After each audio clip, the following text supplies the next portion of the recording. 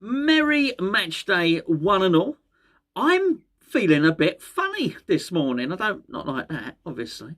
I I feel confident, and my natural pessimism as a West Ham fan doesn't really allow for confidence. I sort of have a word with myself, start checking myself, just trying to rein it back in a bit. It's funny.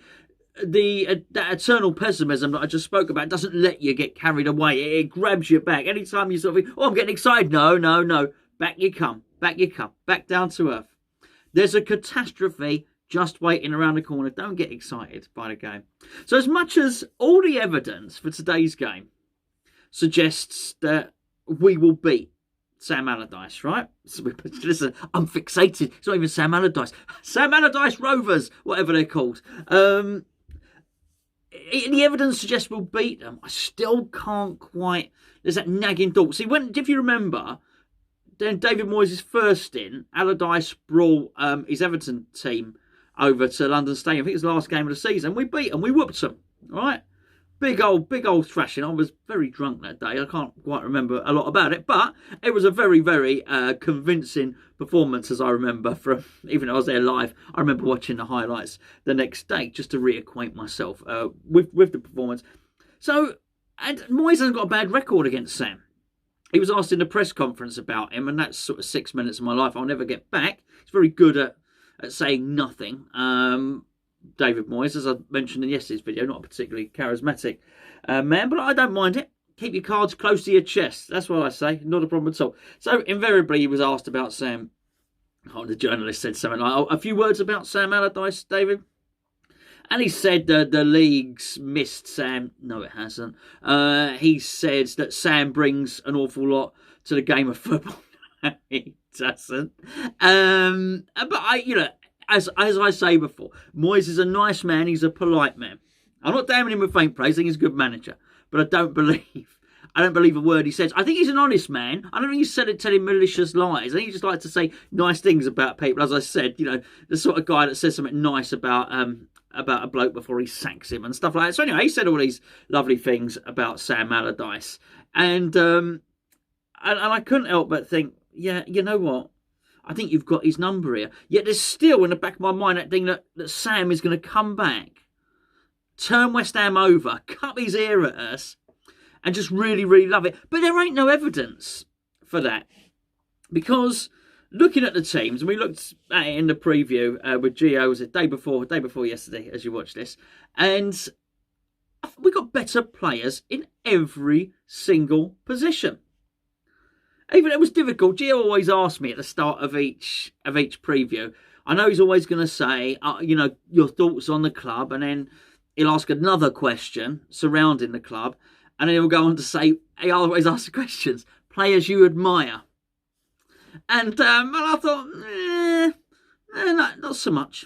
Not so much, really. And it's difficult because I don't particularly want to say something unflattering about a football club. It's only really that Pereira is the only one that I like. And even when I look at him, and I do think he's good, I wouldn't mind if we'd have signed him at all, I still think quite possibly Benrahma is a better option than him, is a better player than him. And that sort of brings me to talk about Benrahma just a little bit, because I don't think I really covered it too much in the review. And there were so many good performances to talk about after that Burnley game that I just didn't get round to Benrahma because he didn't win the game or do anything like that for us. But he looked better. He's been gradually incorporating his way into the team and sort of embedding himself into David Moyes' system. David Moyes in his press conference was talking about teamwork, and I do believe that. I do believe he's telling the truth. He's talking about unity and teamwork, and he was discussing about bringing players in and all the stuff that we discussed over the last couple of days on this channel about scouting people for their personality and stuff like that. And whilst he didn't go quite that far, he was talking about the cohesive unit that is the team. And I look at Benrahma, and he seems to be part of that. He seems to be one of the boys, and that's got to be a really, really good thing. And somebody mentioned on a video, on one of the comments, on a couple of days ago on a video, they said, oh, by the way, Gonzo, you've not seen the best of Benrahma yet. Well, firstly, I believe you. Secondly, I should bloody well hope so, because ain't scored a goal yet, and I'm expecting a few of those. And I think we are going to get them as well. He's a bit unlucky, I think, actually, because I looked at the team against Burnley. Burnley's team, and it didn't suit him. It wasn't a game that suits Benrahma. That being said, I thought he looked lively. I thought he looked good, and I thought the commentator Andy McCoy said the commentator had a good game, didn't he? Let's be perfectly honest there. I thought his observations about Benrahma were really good. And then he comes up against another team now in Sam Allardyce's West Brom or Allosaurus Rovers, who are probably not set up for him to flourish, but he can't have, I was going to say worked his magic. I can't bring myself to say that Sam works any magic. It's more like it's not magic, it's more like an evil spell. So Allardyce hasn't had a chance to work his evil brand of witchcraft on West Bromwich Albion yet. So I don't think they are that organised. Actually, their run of results has been pretty poor. He's not been able to bring the players in that he would like to bring in to enable the team to play in the way that he wants to. And are they going to be that organised that they'll be able to stop Benrahma getting at them? I'm really not convinced. He's got a funny one, Sam, because I think Sam's quite happy playing not just a pantomime villain, but he's also quite happy being the one that sets his team out not to concede. I think he takes pride in having the big centre halves and winning the aerial duels and the second ball and all that type of stuff. And I expect them to endeavour to try and do that.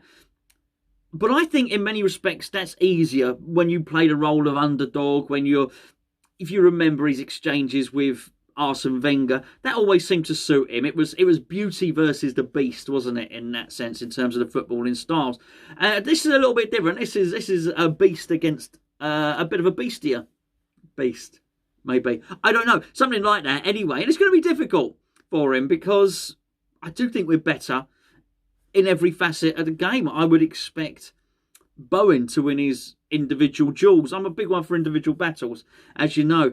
Soufal, I would pick Soufal to come out and dominate.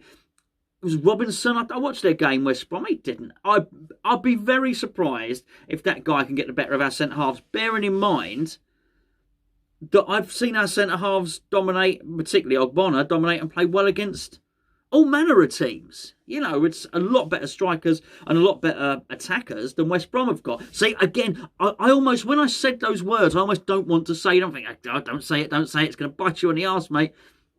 But I do believe it, and the only reason I'm not saying it is because I suddenly become a little bit superstitious. Only superstitious in football. Walk under a ladder, no problem. Don't blame me if we lose, by the way. Just don't blame me. Don't blame me if we lose. And I just look at it and I think there's just no way that they can sort of break through or do anything like that. I am talking myself right out of it, really, here. Ogbonna's dominant. Our central midfield are so good. And I just think when you're looking at those individual duels and those individual battles, then actually I do sort of fancy Benrahma to do something in this one. I also think when you look at, there ain't that many West Brom type teams. And I mean the new West Brom, evil West Brom, not nice. Nice like, what's it called? The Wizard of Oz. You got the Wicked Witch. Have you ever seen? Sorry, I digress, right? If you ever watch Wizard of Oz, right? So, I spat. I laugh, right? In a Wizard of Oz, right? What happens is, Dorothy, she's in the house, she falls asleep on the bed, the house spins, right? And it takes her up into, I've forgotten what, like Oz, the land of Oz, right?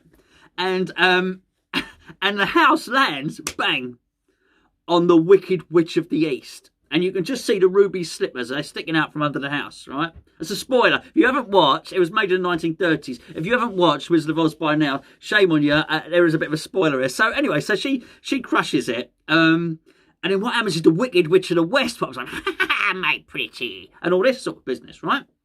And the Good Witch, I can't remember what she's called, the Good Witch pops up. I think her name might be Glenda or Brenda or something like that.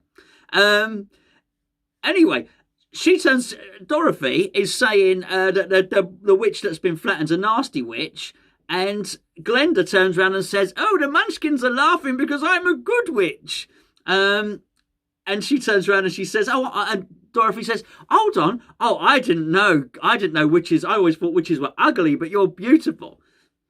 Nah, I was never so sure. That's all I'm saying. I was never so sure. Go back and have a look. I thought it was mutton dressed as lamb, quite frankly. But I was very, very young. I have actually watched it relatively recently. I weren't impressed. Anyway, I digress. You're thinking, what are you watching now? David Moyes is the good witch. Brenda, whatever her name is. The one, she's got a nice starry magic wand and all the rest of it. A good witch. Not the best looker in the world, like Moyes himself. Not the best looker, but he is a good witch. Allardyce, with his nasty broomstick, cupping his cauldron to one and all. Maybe Moyes should just go over and throw a bucket of water. I'm melting. I would quite enjoy that. I've lost my train of thought. That was it. So, right, I don't think we come up against evil teams very often. And I think when we do, that was it. Yes, the new West Brom are the evil West Brom. The old ones under Bilic, they were the pure ones. They were like Glenda as well. You can work in China now, by the way, Slav. I digress again. But when we have come up against those, Burnley are an evil, wicked witch of the West team. And I would say Sheffield United are an evil, wicked witch of the West team. And when we come up against them, we've done all right. We haven't made it an extravaganza, by the way. But we've shut them out. And I think that's what we're going to do to Sam Allardyce's nasty, evil, wicked old team. In fact, you look at it, Sheffield United Sheffield United haven't got the points to the board. They're very much probably what Sam would like them to be. In fact, he is like a little Allardycesaurus, isn't he, really, Chris Wilder? You never see them together, do you? I've never seen Chris Wilder and Sam Allardyce together. Maybe they are the same person. Anyway, that's it. I'm confident. I'm not superstitious. Join us an hour before kickoff on the main channel. Me and Gio will be talking about lots of things. Probably not the Wizard of Oz. And let's hope at the end of the game, big old Jurassic one, maybe clicking his heels 3 times, saying I want to go home and going all the way back to the Hawthorns.